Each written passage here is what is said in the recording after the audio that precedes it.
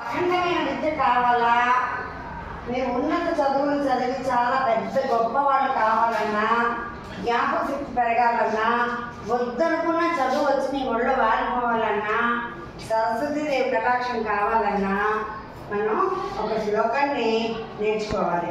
ఆ శ్లోకాన్ని నేర్చుకున్నప్పుడు అది మనం చెప్పుకుంటే ఎక్కడ లేని చదువు కూడా మనకి వస్తుందన్నమాట. ఓకేనా? ఇప్పుడు నేను చెప్తాను, మీరు చెప్పండి.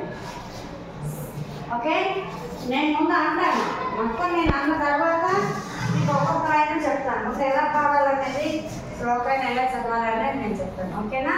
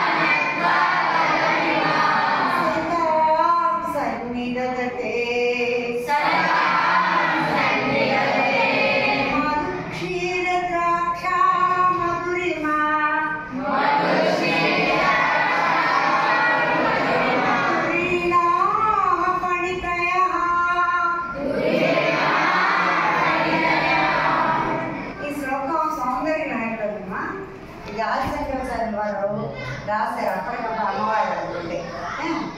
కాబట్టి ఈ శ్లోకాన్ని మనం నేర్చుకుంటే అక్కడ విద్య వస్తుంది. దీని అర్థం నేను రేపు క్లాస్లో చెప్తాను.